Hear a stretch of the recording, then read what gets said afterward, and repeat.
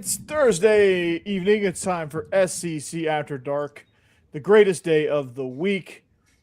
Tip back a cold one like our boy Boss Man. What are you drinking, Boss Man? What is that? Just a 40 I got at the gas station, Mountain Valley Water. Nice. That's the real 40 right there. Yeah. Joining us on this rather eventful week is you would never know it's the middle of May. No, not at all. No. And Stephen Willis is I think there's something happening with Lane Kiffin. I'm not sure. We'll talk about that. Yes, he's having a psychological breakdown, but we'll talk about that. Jake Thomas, Bama After Dark, Mike Huseman, Off-Season After Dark, and a regular contributor on Locked On Ole Miss and Locked On Vandy. Go check out our quarterback debate that just dropped earlier today. And then Boss Man, one half of Biscuits and SEC. Guys, you two did a outstanding show yesterday, by the way. Thank you. Yeah, we had a lot of fun. That was a good time just talking about some of the games that are coming up this year and getting excited about the SEC schedule. Yeah, for coming sure. in hot, Rick. And speaking. Oh God, Rick, Zinger already. Dang. That might be the easiest answer ever. I think we knew that before this episode. Yeah, it's not new. Yeah, that's true. Nothing new. Yeah. So let's. Yeah. So just give him the stage. Let him go. So here we go. Yeah. Before we do that, Nate Bargatze cast Jared Curtis in his movie. Just want to throw that out there because we'll probably talk about Lane Kiffin the whole time. But Steve, here's the quarter. Well, I do want to say this about Bargatze is officially the super fan of the SEC over Matthew McConaughey by doing this because this is raising it up the next level. And I am just super pumped that Vanderbilt has a super fan that is willing to do stuff like this. Yeah. That's awesome. Awesome. That is awesome. We're going to talk about this later because I'm going to talk about this on Locked On Vandy, and I need a warm up. So, Steve, without further ado, I know you haven't talked about this all week. You've been chomping at the bit. Lane Kiffin said a few things, just on a few outlets. He tried to say a few things. I have never seen Ole Miss get accused of symbols and racism and all the stuff that everybody does. And the whole nation almost uniformly got Ole Miss's back. Mm-hmm. I mean, how weird of a feeling is that from somebody that has been an Ole Miss fan his whole life? And it's like, okay, here we go again. The only people that is coming out on Lane Kiffin's side is his boy Sark with his basket weaving stuff and Ed Orgeron. All of them were on the USC staff. They're all friends. They're all boys. Mm-hmm. So outside of that, you have Paul Feinbaum just completely ripping Lane Kiffin to shreds, just every talking head. And it comes back to one simple thing. Back in November, when we got to start figuring out that Lane Kiffin was going to leave at Ole Miss, it was decided that Lane Kiffin was not coaching the playoffs. Lane was informed of that in early November. So no matter what he says, he's at war with the truth. I get that. But in early November, he knew that if he took another job, he doesn't get to coach anymore. Mm-hmm. That was the way it was. Lane tried to will it to happen. And when he found out about that is whenever the public trip to Baton Rouge and Gainesville happened. That was like a no thing, just kind of rub it in Ole Miss's face. That caused a lot of the circus that happened in November and early December. Mm-hmm. Then after Ole Miss made the playoffs, we all saw Lane pulling coaches back and forth, doing whatever he can to do it. Because when this happened, Lane Kiffin said, if I do not get to coach the playoffs, I will destroy you. And he tried to burn it down on the way out. He contacted every player on Ole Miss's roster before the transfer portal window closed to try to get them to leave as well. He wanted to inflict as much damage on Ole Miss as possible. And you know what? None of that worked. Ole Miss finished up one play away from the national championship game, a crazy pass interference call. So fast forward a couple of months to now. We're through with spring practice. It's right on schedule for him. He does 3 interviews in 3 days talking about Ole Miss, hoping any one of those land. None of them do. Because the reality is, after what he pulled in November and December, nobody gives the guy the benefit of the doubt. The way he used the people, ESPN, with the many lives of Lane Kiffin, all of that has kind of come home to roost. So nobody takes anything he said seriously, and he dropped the race bomb.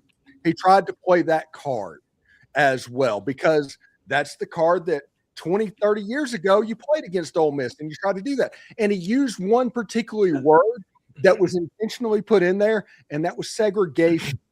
Intentionally dropped that.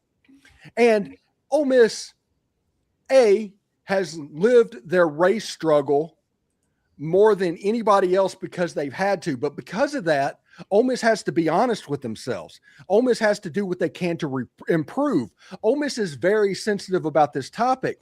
And everybody else, I think, has seen the effort that the University of Mississippi has done to do this, which means that's not going to hit as well.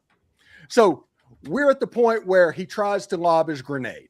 Okay. It gets thrown back and it blows up. It's one of the biggest troll backfires I've ever seen. He immediately goes to on 3 to try again. That's where he mentioned, don't compare us to them year one, because you don't expect to win the game and you don't think you will. And then that didn't work. And he tried again, go to USA Today. 3 interviews in 3 days, trying to get his point across. None of it lands.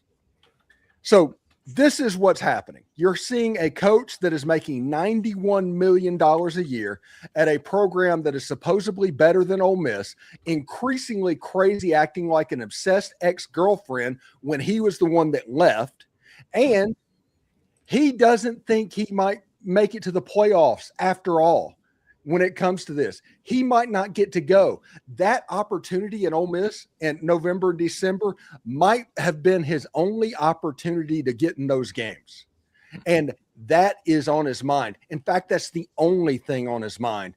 And as much as this is hurting Lane Kiffin right now and the way he's acting, Ole Miss made the absolute 100% right decision by not letting him coach the playoffs if you just want revenge against him, because you could see it eating the man.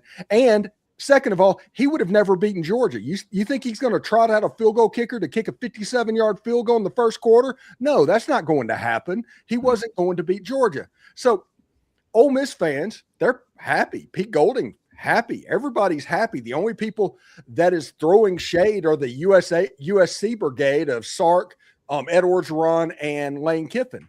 So it is absolutely nuts that somebody could have a complete and total nervous breakdown over something that they supposedly had to do, that everybody told him to do.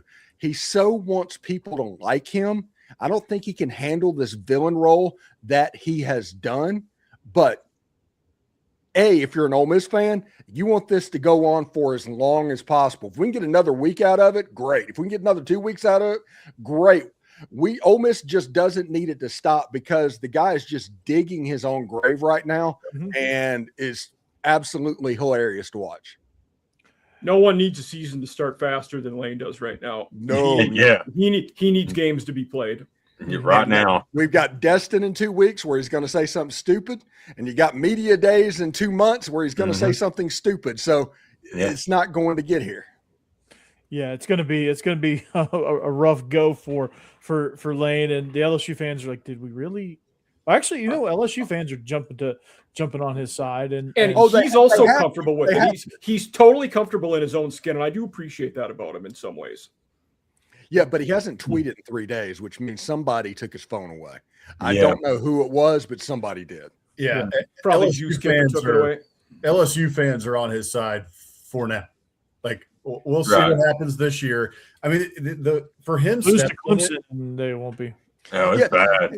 Imagine this. Lane Kiffin has done the impossible. He has made 90% of the country root for Dabo Swinney in week 1. Yeah. I think I was already going to regardless, but yeah, I was too. But this makes it even sweeter. But yeah, it's crazy, man. Like, what are you doing, Lane? Like, Steve, your shows have been great this week, and honestly, your comments, like, it's usually popcorn time for your comments, but everyone's. No, it's like I said, everybody's agreeing with me except for like 3 LSU fans. Yeah. If you're an LSU fan, even then you're just kind of gritting your teeth. Now, I will give Matt Moscona credit, who does Locked On LSU. Even he didn't agree with this thing. Now, he's a fan. He has to play the game a little bit, and be really careful about it because of what's going on. But you can tell he did not want to go here. And he's like, let's get past it. Let's get past it. Now that's where the Louisiana media is at the moment. They're trying desperately to talk about anything else at this point. Yeah. And they're in scramble mode for sure. I just think it was so everything happened, like you said, Steve, and we talked about it a little bit last night on Biscuits and SEC Live, but everything happened. And for the most part, people in the national media, most fans, outside of LSU, took Ole Miss aside. Like, man, this guy, he did him dirty. Like, what a jerk. And now he's taking shots at him. Well, but that's what I'm saying. That's what I'm saying. Like this now, everybody I think saw this as a cheap shot below the belt from out of left field for no reason. People are starting to move on. Like, season's coming up. Like, how about you just focus on you? And by the way, correct me if I'm wrong, but Trinidad Chambliss had a Vanity Fair profile a couple weeks ago. And so now Lane Kiffin is having a Vanity Fair profile. Like, you're right. I didn't realize they were into sports, and then all of a sudden everybody is getting Vanity Fair profiles. Yeah. Well, and according to the guy who interviewed Lane Kiffin, he, it doesn't even sound like he really cared about this interview, right? Like some of the ways he was saying, it's like, no, Kiffin just brought that up. It's like, to me, they see the Trinidad Chambliss profile, and then PR down in Baton Rouge, Kiffin's like, call them. We need to get in Vanity Fair, right? And they're like, all right. I mean, well, yeah, he's like basically the most famous coach in college football right now. We'll go down to Baton Rouge. It's not like they sought this out, That's what I got from it. The funny thing is, and we're going to talk, Bomani Jones wrote the article on Trinidad Chambliss. Bomani Jones, for anybody watching this, he said he asked every person that got interviewed in Trinidad's family if they were apprehensive at all about going to Mississippi or Ole Miss. The same thing they were talking about, and everybody to a person is like, no, it didn't even come up. And then this comes up, and they admit it. And tomorrow on my Locked On podcast, we talk about Paul Feinbaum saying that Lane Kiffin's trying to wipe Ole Miss off at the face of the earth, because that's exactly what he's trying to do. It's a revenge play. But that's the reason he said that, is just part of it. But it's not true. I spoke with somebody pretty tight to the NIL at Ole Miss. Lane didn't bring it up one time in 6 years. This is a guy that complained about student attendance, the size of the stadium. He complained about literally everything. And if that issue was a big deal, he would have complained about it. He never said a word in 6 years about it. Did some players say that to him? Maybe. Who knows when it comes? There are people that have stuff like that. But he never said it to anybody involved with NIL. And trust me, if this player gets basically high enough to get a committable offer, there's an NIL offer with it, which means they're involved. Yeah. So all of that, this is all just BS. Lane doing his thing. And like I said, I hope it continues, because the longer he talks, the better it is for Ole Miss, the worse it is for Lane Kiffin and LSU. Yeah, let this keep going. When you say the better it is for Ole Miss, do you mean the better it is for Locked On Ole Miss? Well, all of the above. Yeah, all of the above. Anybody that tide lifts all boats. Yeah. If Steve can get to training camp with on the raft of Lane Kiffin controversy, he's there, man. Yeah. And I don't blame you. I was talking to my boss today, by the way, and I was like, we're trying to figure out what's going on, because we're in the depths of the off season right now. That's what it is. And we're just bragging about this week and going through. And he was like, well, what's your plan? Are you going to keep going with Lane Kiffin? And I was like, I guess if it blows up, I'll keep doing it. But Monday, I'd like to do something different, because he's going to say something stupid at Destin, which is in 2 weeks, which means that's another week. And then he's going to say something stupid in media days, and that's another week.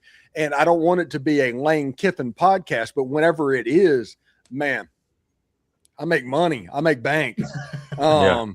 So it's one of those things, those fine lines you have to walk, because it is what it is. I mean, you're going to ride that gravy train for as long as it can be. Right now, my boss told me, it's like, hey, you're Lane Kiffin until the views drop down. And that's what he said. I'm like, okay. There you go. it's and like I said, your comments don't feature those bots that are like, oh, all you talk about is Lane Kiffin. They're all like, yeah, Steve, go get him. Screw that guy. Yeah. Hey, Sling Blade. Yeah. Yeah. Oh, I love it. I love it when they call me Sling Blade or some other Billy Bob Thornton reference. Bad Like, Santa. Yeah. Hey, isn't there an asteroid barreling towards Earth that you need to stop? Yeah. And the funny thing is, my wife can't even hear that. She doesn't understand that. I have heard the Billy Bob Thornton thing for 25 years at this point. Wow. I never got it until you first mentioned it. I didn't hear it until then. Yeah, but I said, my wife is like, I can't hear it. I don't know what people are saying, and I think it's just because I have a draw. Because I think he's from Arkansas originally or something like that. So the Arkansas draw and the Mississippi draw is kind of similar, and I have a little bit of gravel in my voice, and I think that's it. But yeah, it's pretty funny. Sometimes when you get, I think I was trying to pay extra attention to see if I could hear it, because I can't hear it. But it's when you say certain things, the pace and the diction that you say it with is the same pace as and the same kind of rhythm as Billy Bob, which I was like, oh, there it is. Steve, you should do Billy Bob Easter eggs on like random shows where you just show up with like a fake vial of blood or like some random weird earring or some like weird do-rag he wears. They just show up on a show one day dressed as Captain Jack Sparrow. Yeah. You don't say anything either. You don't even acknowledge it. Yeah. Just white landman cowboy hat. Yeah. Right. Just bust in on like Brad Kellner's podcast. Just like one day, just walk up in there and be like, "Oh, hey, what's up?" It's like, thank you every day for tuning in. Remember, do you want a Dr. Pepper? Yeah. Do you want Dr. Pepper? Oh God, that'd be hilarious. What commercial is he doing prominently right now? Is it T-Mobile? T-Mobile, yeah. Okay. Yeah. Do something about it too. We used to have the worst network, but like a lot. Yeah. I like there it is. Yeah. There it is. There it is.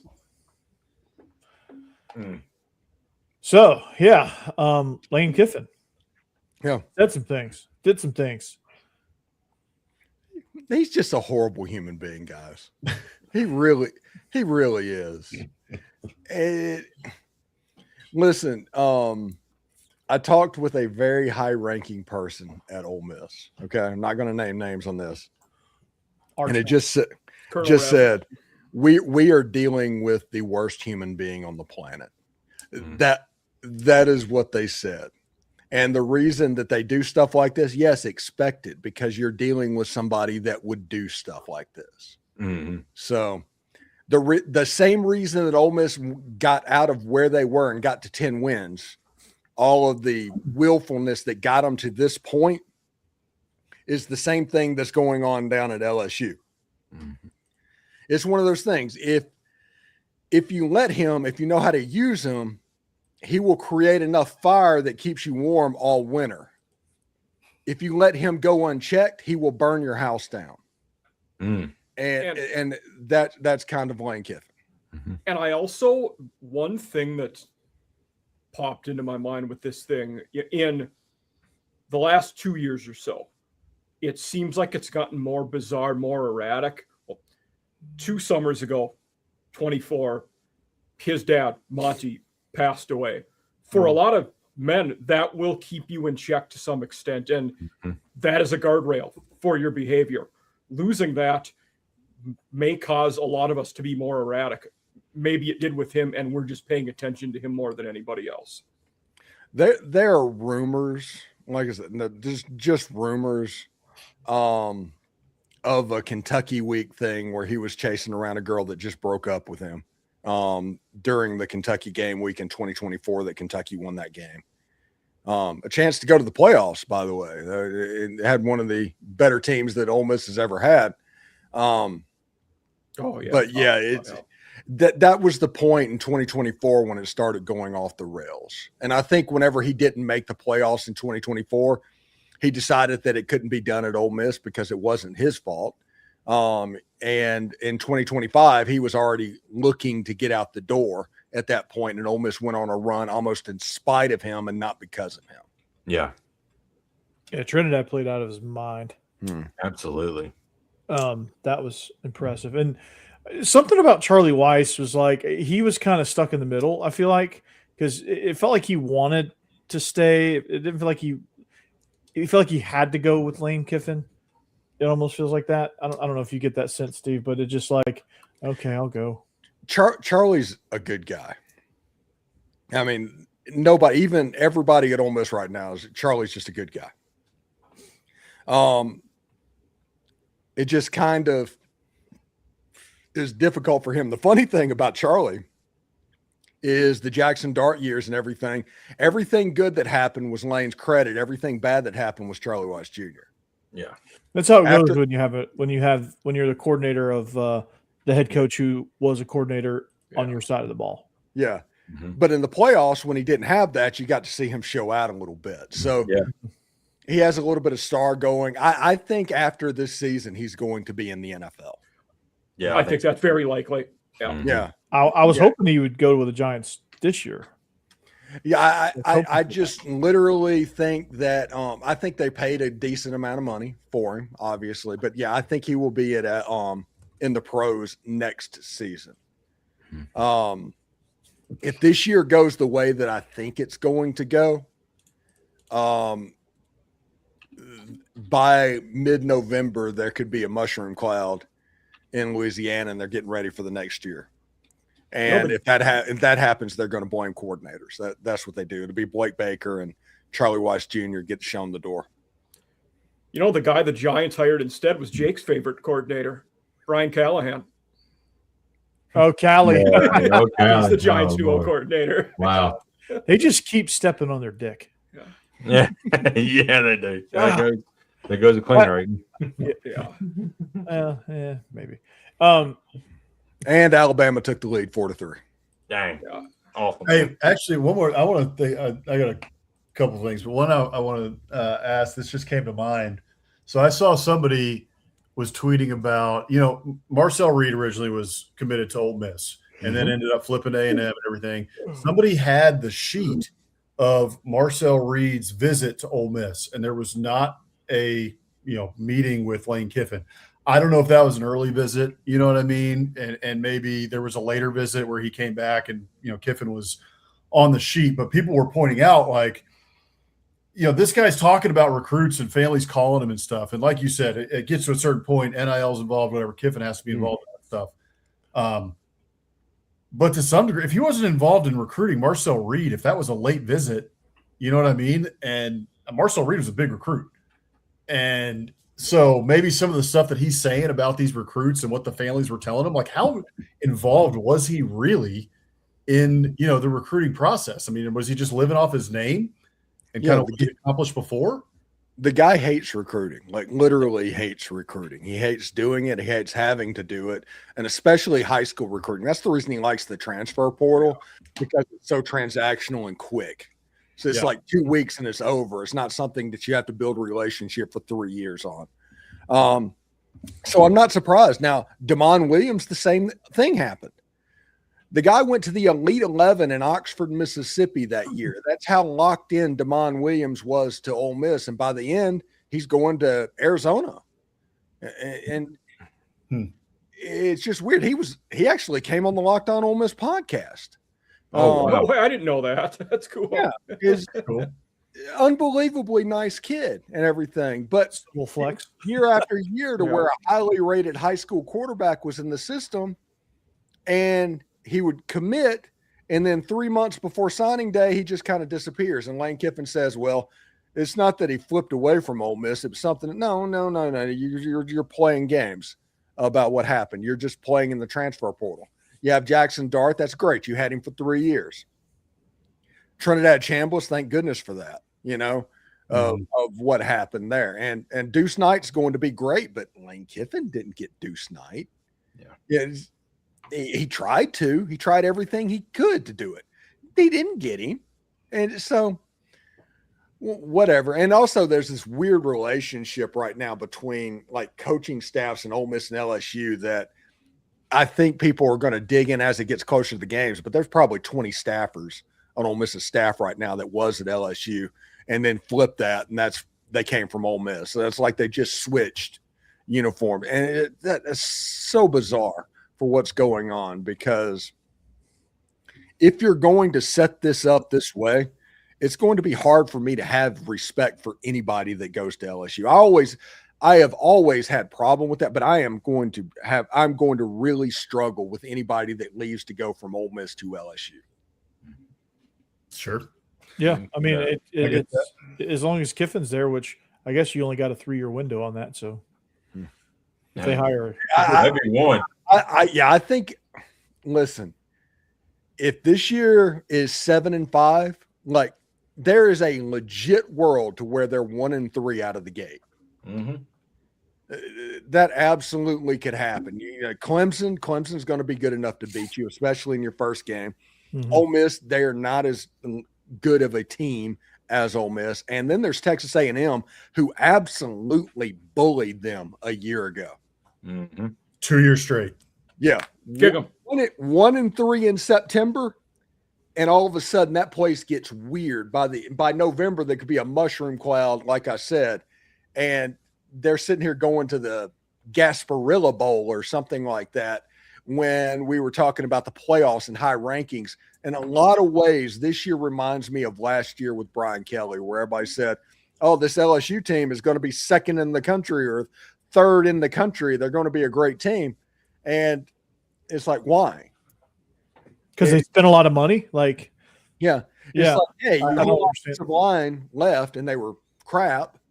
I know that you got Jordan Seaton, but there's 5 positions last I checked. Yeah, last year Vandy spent probably less than half. Or what am I trying to say? They paid half. Yeah. They paid less than half of what LSU paid. Good Lord.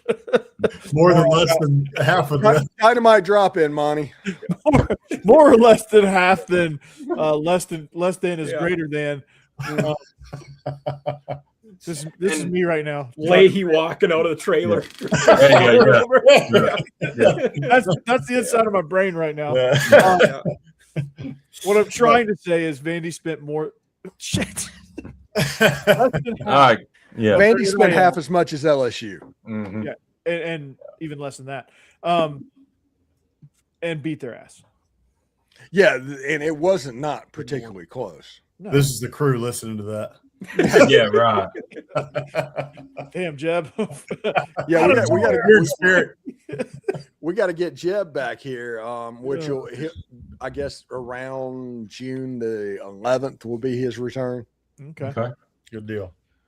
I mean, has Blake Baker just figured out how to stop her running quarterback yet at all? Next time he does it, it'll be his first time. There you go. They're gonna be over this year. I mean, Mike, you're a little higher on him than I have been. We've talked a little bit about this, but Higher on who? Sam Levitt. I am. There's a massive question mark at quarterback, and they say he's going to be all cleared. I'm sure. I hope he's going to be, totally 100% healthy by the time this year starts. But I'm not sold on him. I have significant health concerns about him as well. Okay. Yeah. Same with we have with Nussmeier with them last year. Can these guys not get a QB that doesn't have lingering health problems? He tried to and they ignored him at the basketball game. Yeah.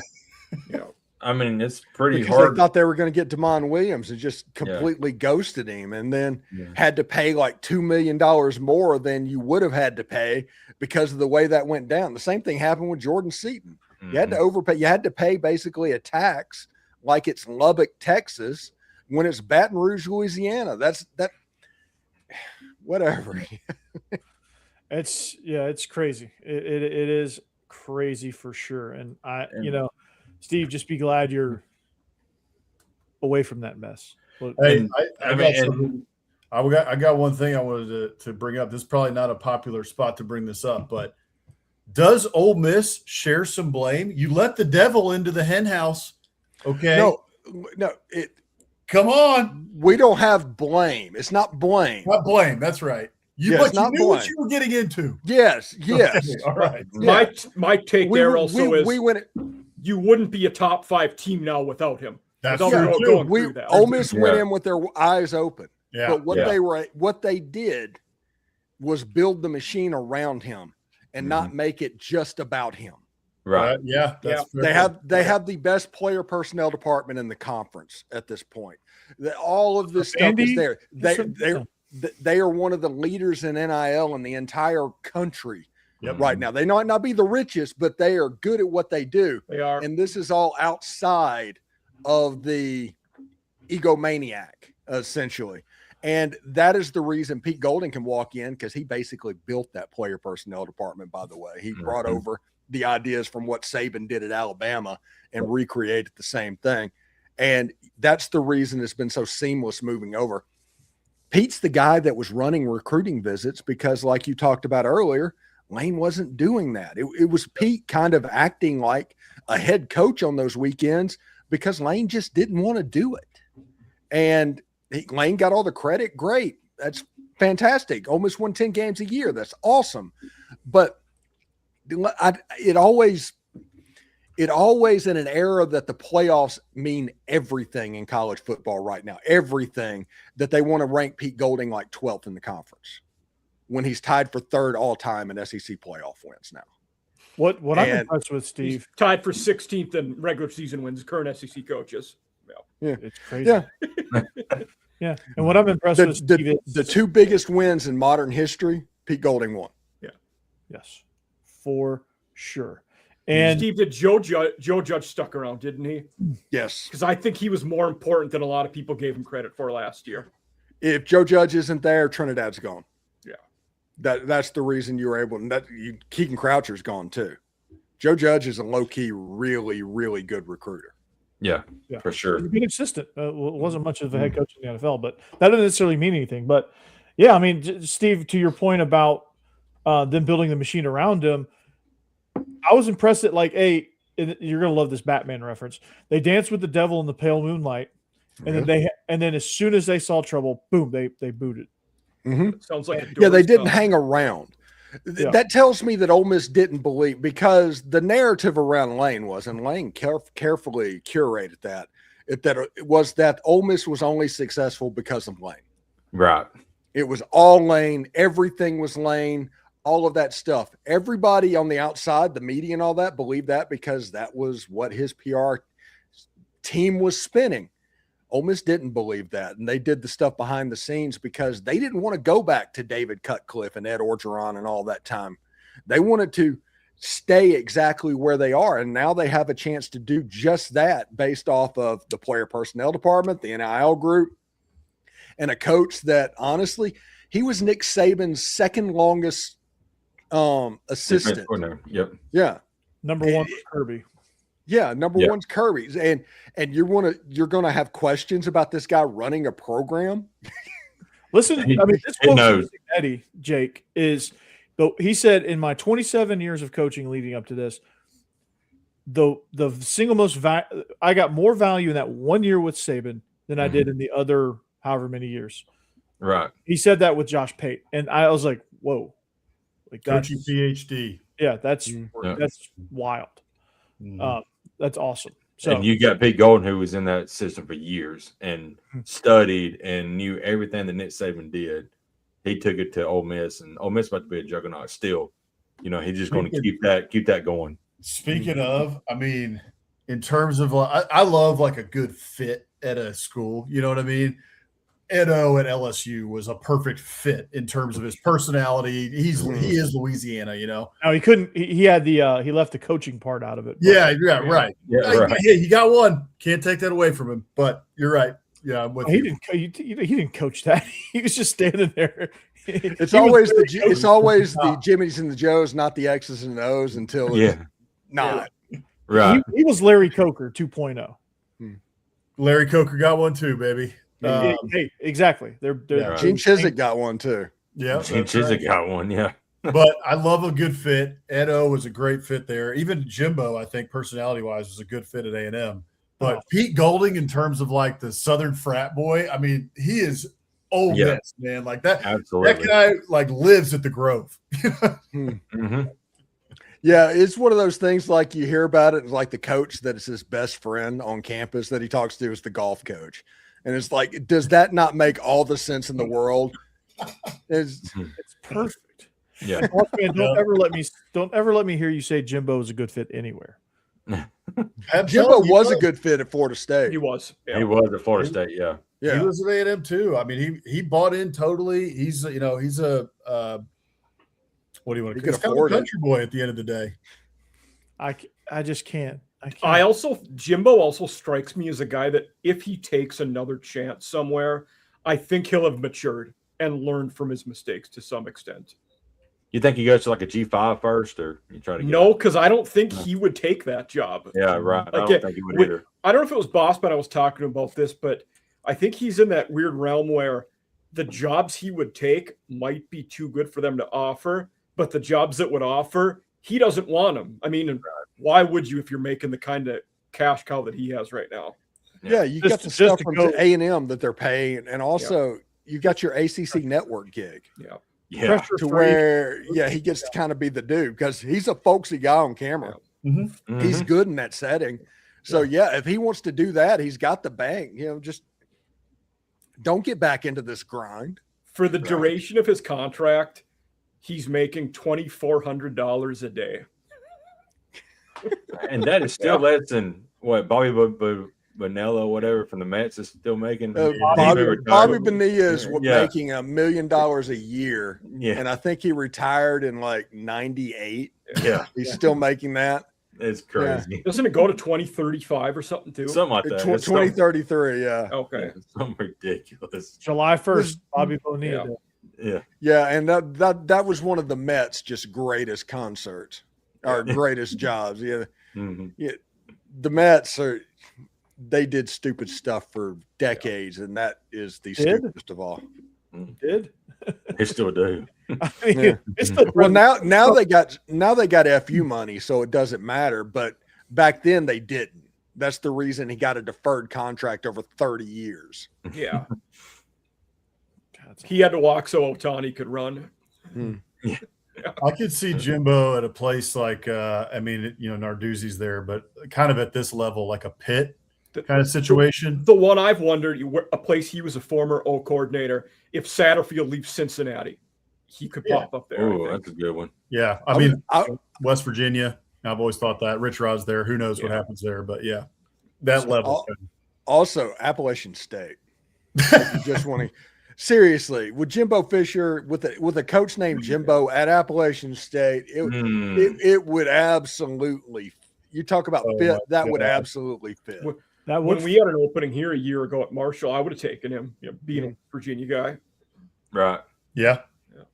No, Marshall came to mind as well, but same thing. I think it's like, I wondered about Virginia Tech when that one came up this year. Like that. They were always. It was always. They're about to be scary good. I know. I don't know if people realize because that play they're going. Hell, whenever Penn State, when James Franklin was there, they were recruiting Newport News. Mm-hmm. Yeah. I mean, he already has the ends there. And once you do that, that's the whole secret to Virginia is recruiting that area. Norfolk, Newport News. 100%. And also like going into a couple of those different, going into like Ohio for a player or two, going into Pennsylvania for a player or two. I mean, it's literally the Penn State recruiting. That's what you do. And just Tidewater in Virginia. Yeah, it might not be 3A ball. It might be 2A ball, but go down to North Carolina and get a player or two. Because they play AAA. Right. Steve, coach down there couldn't tie his shoes. Yeah. I mean, everybody knows that Michael Vick's from there. There's a whole bunch more that are from there, but Allen Iverson was a great quarterback from the Hampton Roads area. I mean, the Tidewater in Virginia has Aaron Brooks played for the Saints for a number of years. Aaron Brooks, that's right. Do not mention his name. What happened there? Did they play the Rebels at one point, Steve, or what happened? I'm a Saints fan. Oh, I didn't know that. Oh, yeah.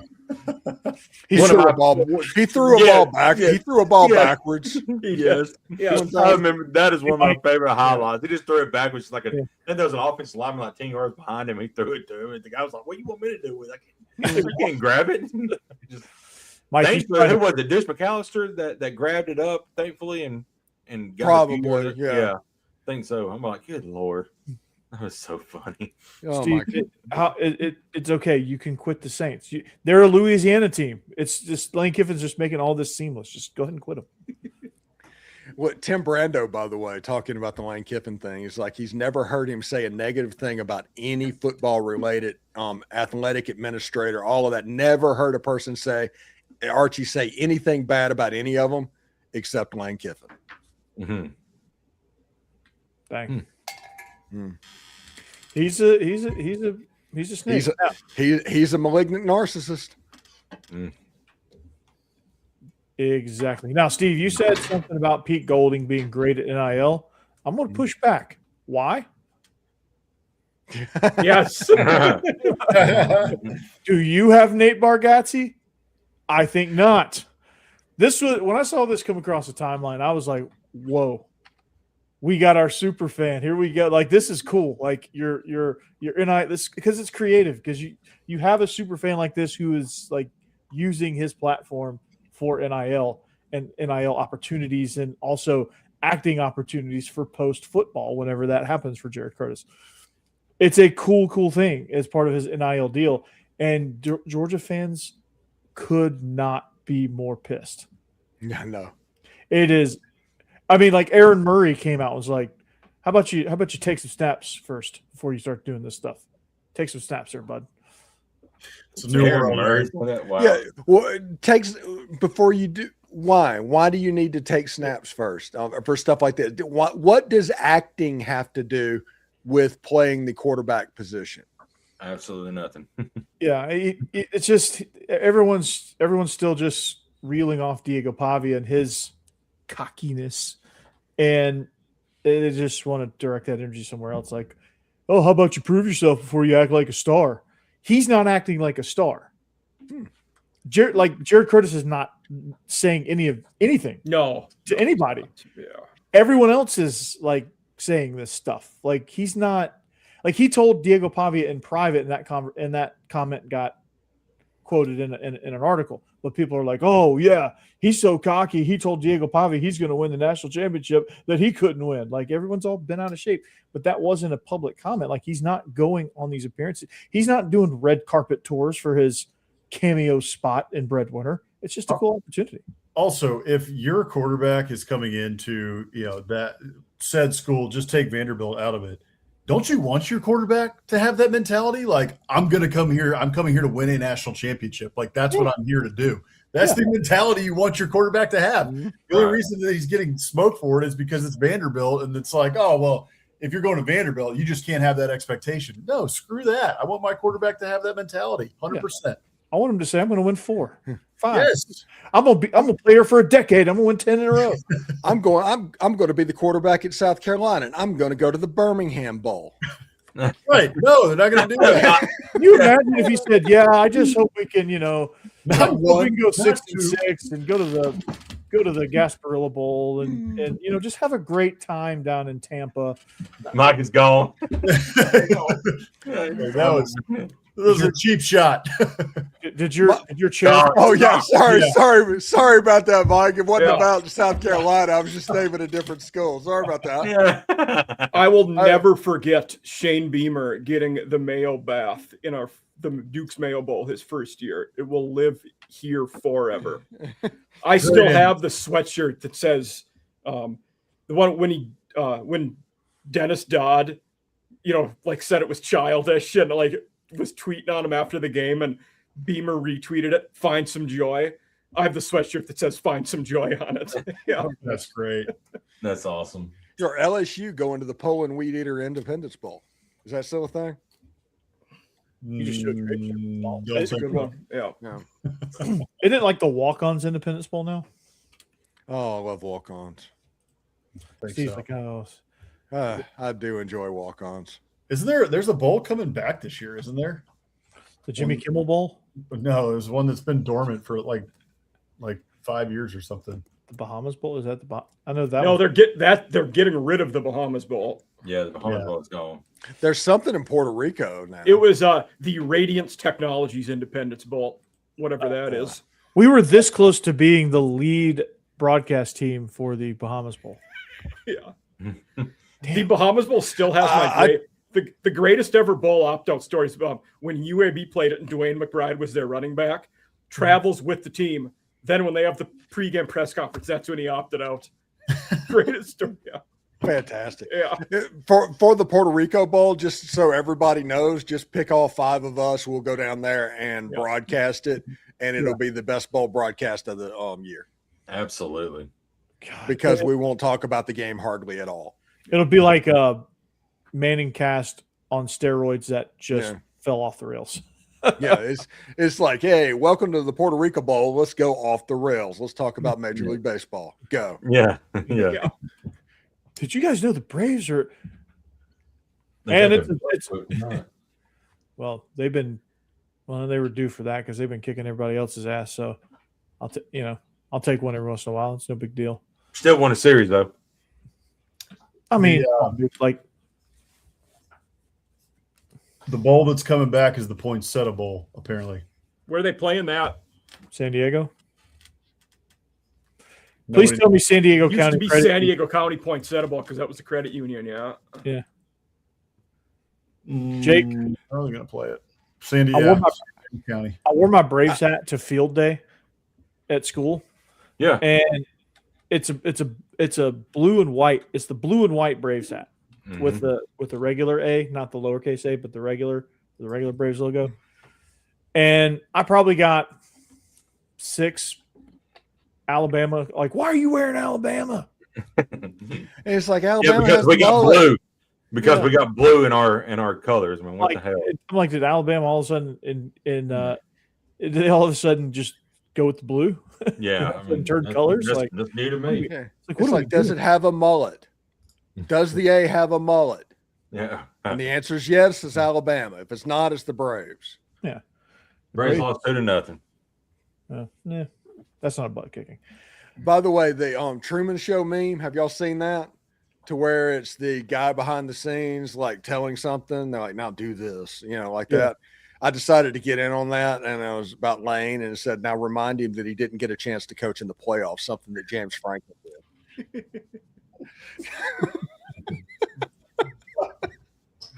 I'm going to go retweet that. That's good.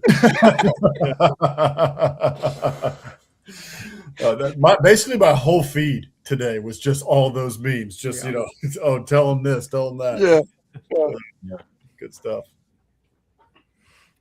That's actually a surprisingly good movie, by the way. My favorite one was the meme remember the Titans one where it's Lane and Denzel lifting up the football after the game. Lane giving the "I have a dream" speech. Where he has the Kente on and he's with Nancy Pelosi taking a knee. Yes. I saw one where he was leading the march on Selma on the bridge. Yes. I saw that one. Like, good God. I do love how much it's backfired on. Yeah, absolutely. Anytime a troll it backfires on a troll, I'm all for that 100%. Yeah. And the fact that this troll was directed at Ole Miss and it backfired, even better. Yep. That's unbelievable. I didn't have time. I was going to put his face on Malcolm X, but I stayed away. Oh man. Now that AI is a thing, I mean. Oh, I know. Could have, yeah. Wouldn't have taken long. I mean, could you have done something like this? Yes. Put him there.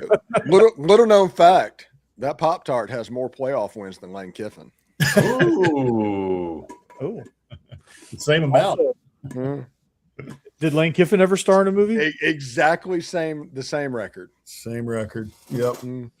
I've won the same amount of playoff games as Lane Kiffin. Yeah. He's a playoff juggernaut. He is matched up with them. He is a man of the people. We all have the same playoff record. Did you just turn up some peanuts? Mm-hmm. Yeah. Nice. All right. Hell yeah. Yeah, it's really good with a Coke. Put me in, You Coach. put him inside the Coke. Oh my God. Baseball season, man. Mhm. So We're getting close. get a nice wad of sunflower seeds in the cheek. Mhm. Speaking of sunflower seeds, what's y'all's favorite flavor of sunflower seeds? There's a spicy one that I like because I like spicy stuff anyway. This is going to be like an obvious thing, but I'm so old when I can remember when there was only one. Yeah. I'm with you, Steve, but I am forever grateful that they invented ranch flavored ones. But yeah, you used to go to the gas station, get 2 for $1. Those sleeves, those golden flake sleeves. Yeah. Seeds. Back when they used to be the sponsor of the SEC, and every team they were talking about Golden Flake. Yep. Auburn had a massive golden flake sign in their stadium. I'm not a big sunflower seed guy, but one, I don't know if it's David or Big or one of them. They have ones that are flavored with Old Bay seasoning. It's pretty good. I think that's big. Okay. I think that's big. That's good stuff. I think Put that on most things that I would eat it. Yeah. I do. I'm with you. Pretty much anything. Although I have had the goldfish with Old Bay on them. Honestly, not that great. I was a little surprised. The Utes potato chips with the Old Bay are phenomenal. Yeah. The 100%. crab chips or whatever. Oh yeah, they are very good. And then there's a burger place here in Nashville. It's becoming a local chain called Cletus Burger, and they have what a great name. Yeah, Is it like the Simpsons character Cletus, the slack-jawed Yoko? Yeah, it's like a '90s themed. Yeah. Oh, cool. Bar. Yeah, it's cool. It's really cool. It's like if the '90s just vomited all over the walls. They have everything you could ever dream of from the '90s in that. So they have their Cletus burgers, right? So they specialize in burgers, but hot take, their wings are better than their burgers. And they have Old Bay wings. These are like Magic City wings? Of course. Magic City's now number 2. I cannot make this up. I apologize for interrupting. Lane has not tweeted for 3 days in his personal account. All of a sudden today, Juice Kiffin tweeted again for the first time in 4 months. Oh, Justice wow. for Juice. Oh, he snuck a burner out there. He found a phone. He probably bullied some kid at one of the high schools in Baton Rouge to give him his phone. Yeah. What did Juice tweet? Picture of the family out on the ocean, I assume. Yeah, and he said something like your dog's not out on the boat or something like that. Yeah, that's got to be an old picture. Yeah. Goodness. Without opposable thumbs, how does he take a picture with the flat screen like that? I have no idea. It's Juice. It's Juice Kiffin. It's just AI now. Okay. Juice knows how to. He can at least type, But remember when it came out right after, like, remember there was that rumor, like, he adopted Juice, like, just for the, to be more likable and stuff. I was going to say, he did. He did. This he got the dog, like, for real. He wanted a dog, but the dog ended up going back to the kennel. They came back and got it. And then whenever Lane went down to Baton Rouge, everybody was like, well, where's the Juice? Where's Juice? Where's Juice? Juice was living in the kennel. He'd already been given back, but there was so much pressure and backlash that came on that. Lane went and they got the dog out of the kennel to take it down to Baton Rouge, allegedly, to the point where Ole Miss fans are genuinely concerned that they got the dog hurt, by doing that. Right. The whole Juice thing is, it's not even funny. It's not cute. It's kind of tragic that it's going on. Wait, so Juice is with him in Baton Rouge now? As far as I know, I have not seen pictures of the dog, but he came to Oxford and got him. Man, he just can't take a lick of criticism. I mean, we were all over Twitter. I'm not saying it was because of us. There was a lot more than us, but justice for Juice, man. There was there really was a lot of backlash. I can't believe he wouldn't got that dog, man. That's terrible. Yeah, the dog was living his best life, living with Wild Rose Kennels, hunting ducks, doing all of that stuff, and then all of a sudden, that happened. And said the Manning should have adopted him. It's nice that the moment that Lane left the program, all of a sudden the Mannings were back around everywhere. Yeah, that is very, very strange. Like the first person that Pete talked to after coming out for the Tulane game was Eli. it was just kind of cool to see. But yeah, it's funny that the relationship between that family and this one, there's no sense, you can't really say anything wrong about why Arch went to Texas.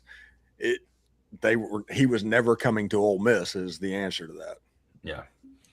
Well, it's kind of interesting now. I mean, Peyton already kind of didn't have a reason to like him. He wasn't there at Tennessee, but he's a Tennessee fan. Lane did them dirty. Then he got Ole Miss. He's done Ole Miss dirty. I mean, that entire Manning family, just your persona non grata, man. You're done.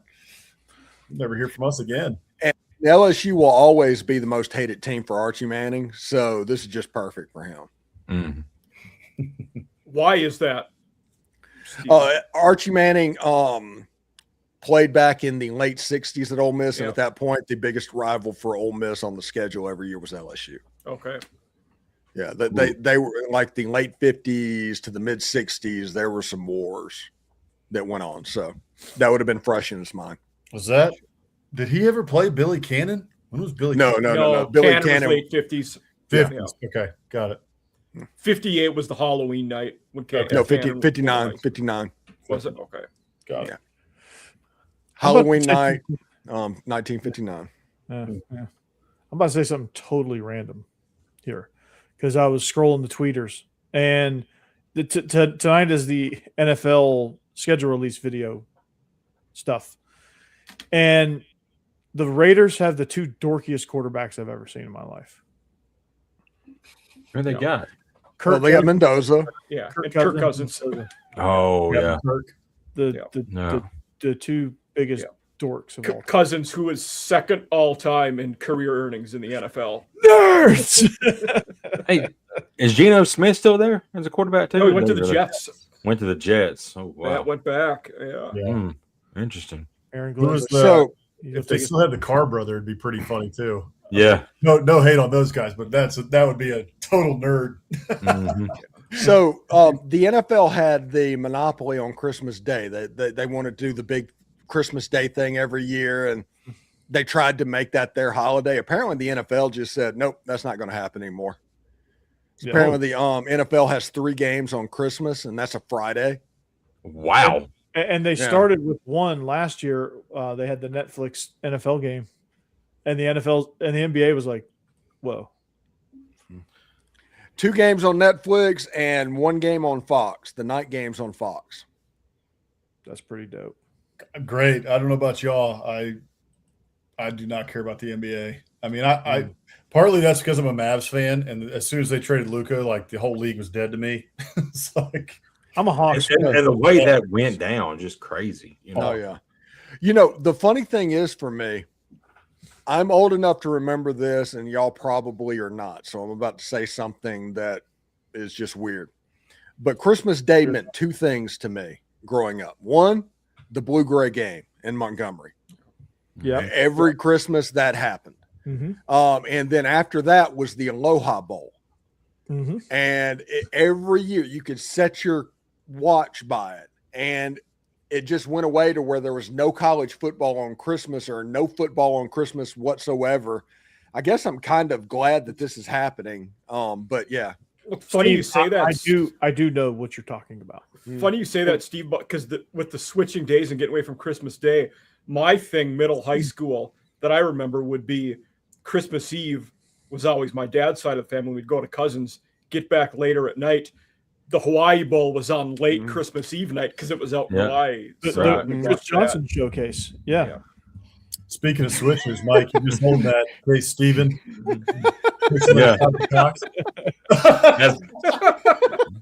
That's good. I'm just decided that football is just 84 days away from fall camp. So 90 something, 100 something till the games start. And I can't get into the UFL. I've tried. I just cannot get into it. It's not the same. Because Birmingham broke itself. I don't know why. Yeah. Actually, I do know why they broke themselves, but break yourself, fool. They're just terrible. They are. I don't know. They're just all for sure. It's just it's not. When a competent head coach walked away and you just said, "Hey, AJ McCarron can do that job." Yeah, this is what happens. No, he can't. The funniest thing to me is that AJ McCarron was running for Attorney General of Alabama, and then he's like, And there's- "Actually, you know what? Never mind. I'm going to go be the head coach of the Stallions." Yeah. And he's gonna and I know your boy Neil McCready is upset because he took his podcast partner, Tyler Siskey or whatever.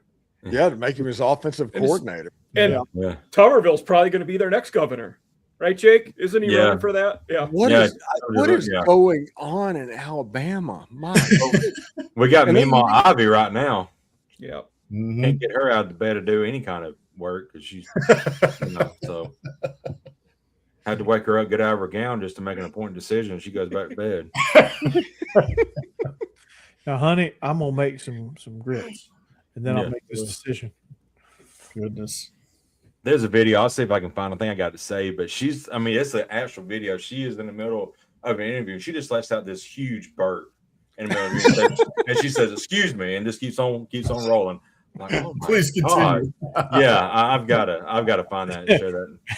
Yeah. If that's not the most Alabama thing I've ever heard. Yeah, man.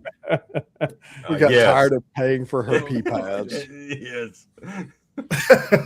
God. Yeah, now Tommy Tuberville is running for governor, and of course, on the Republican side, he's probably going to win it. They'll probably win. I've heard they're moving the capital to Greenbow, Alabama. Ever since Hammer put that quote in there, all I'm doing, the only thing in my head is the DuckTales theme. Yeah. Scrooge McDuck. DuckTales. Yeah. I made a DuckTales reference at school the other day. I feel like I'm sure that went over well. Oh, that probably went everybody said. And there's new DuckTales airing right now. There is. It was to another teacher. So they got it. Okay, well that's good. Yeah. I don't know. You guys had mentioned Revenge of the Nerds a few minutes ago. Somebody did. The guy that played Ogre died. Yeah, I saw that. Jackson in the Kumite with Jean-Claude Van Damme. Yep. Yeah, there'll be a moment of silence before the first Georgia Tech game this year. I was going to say Mike Myers, but that's a different ogre. Yeah. Nerds. Nerds. Nerds. 2 minutes, Corey. Yeah. We've hit it. This hour went by fast again. Oh. Yeah. Oh, whoa. Whoa. Boss man didn't see that, thankfully. Whoa, I didn't see what happened. Avert your eyes, boss man. Yeah. Oh, yo. Hey, Steve got on Mike and boss man tonight. Yeah. Man, I don't like scary things after 9 p.m. Thanks to Steve, boss man is not sleeping tonight. Yeah. He's going to wake up at 2 a.m. in a cold. Try to stay away from scary. Just see that, like, oh. I don't mean to pile on Boss Man, but Aggies aren't doing so hot right now. Yeah, I know. I saw 17 to 8. Yeah, it's ugly. Ooh. Yeah, we need this series too. I mean, if 2 more games, but Aggies have a shot at a top 8 seed if they can win this series, and gives you a shot at a super regional hosting. So. Did Ole Miss or Alabama win? They still playing, Steve? It's 5-4 in the top of the 9th with 2 outs. So big reason Alabama's leading. And Corey, y'all got a huge series starting up against Auburn. Hey. Baseball too. So Yeah, we do. Yeah. Right now, it should be. Yeah, it should be on. Already clinched the regular season SEC title, so yeah, that's good. Gamecocks, Commodores, big one this weekend. Yeah, true. Good. Vandy's hanging on by the thinnest of threads. Yeah, they are. Yeah, A&M had their starting pitcher Friday nights, Aiden Sims. He's hurt, so they're saving him for the playoff run. So I think that's probably part of why they're struggling tonight. This wasn't the baseball hypothetical I was going to bring up, but you guys are going to have to wait till next week to get that one. Okay. Yep. So got talking points. That was an othetical that was going to be hyped big time. Yeah. All right. So speaking of hyping otheticals up, you got Mike Huseman, Off Season After Dark, regular contributor on my show and Steve's show, Locked On Vandy and Locked On Ole Miss. Boss Man, one half of Biscuits and SEC. If you're not tuning in, What the heck are you doing? Get over there every Wednesday night. You have to. If you're missing out, you're truly missing out. You got Jake Thomas, your double shot of Alabama, Bama After Dark, and Tide Talk Live, hosting Tide Talk Live with Stacey Blackwood. Best Alabama coverage out there, if you ask me. Stephen Willis, the most watched Locked On Ole Miss podcast ever. No, the most watched Ole Miss podcast ever. There we go. Yeah. I was going to say the most watched Ole Miss podcast as the Locked On Ole Miss podcast. Yeah, that didn't come out because it's more on Mountain Time. Yeah, you English is butchered. Yeah, you butchered a lot of words tonight. A lot of phrases. A lot of English has escaped me tonight. Tomorrow's the last day of regular classes. Can you tell? Yes. There you Your go. brain is already shut off, hasn't it? No, we understand. Shit, it shut off. I can't wait because tomorrow morning I have to do a radio hit with a radio station in Portland, Oregon. I'm sure that's going to be about Ole Miss's cornerback situation. Yep. Definitely. Oh, wow. Yeah. Mhm. No, offensive line. Offensive line. Yeah. Curious. Portland, Oregon. Curious Nice. yeah. How did they build the player personnel department at Ole Miss? Yeah. I bet they'll ask Yeah. the two QB recruits and how different they are. That's what they're going to ask you. Yeah, right. Yeah, I'm excited. It's like, yeah, can we talk to you for 10 to 15 minutes? And I was like, sure. Oh boy. So Steve, tell us about John David Baker's philosophy on taking vertical shots down the field. That's Yeah. So his RPO game. What do you think? How do you feel about third level RPOs? Hey, you can tell my cousin has a great, not a brewery, it's a distillery out there. She's the master distiller at a place she started called Freeland Spirits, which they've got like this teardrop bottle. They do whiskey, gin, and I think maybe vodka. But it's actually really good. You said So, Freeland? Portland, Oregon, Freeland Spirits. Interesting. Is it sold nationwide or is it just a local thing? You can buy it. I believe you can have it shipped to you. Wow. Mm-hmm. Oh, yeah, Yeah. these bottles look cool. Yeah, no, they're cool. So check them out. All right. But yeah, that's Stephen Willis. If you're in Portland, Oregon, tune in the radio tomorrow morning. Hey, Watched Ole Miss. Yeah, and I'm also on Westwood 1 tomorrow. So Nice. we'll see. Nice. Yeah, Who you with? If you're on at what- Freeland Spirits, we'd love to have you as a sponsor by Steer Marketing in the bottom right. there you go. There you Yes. Perfect. There you go.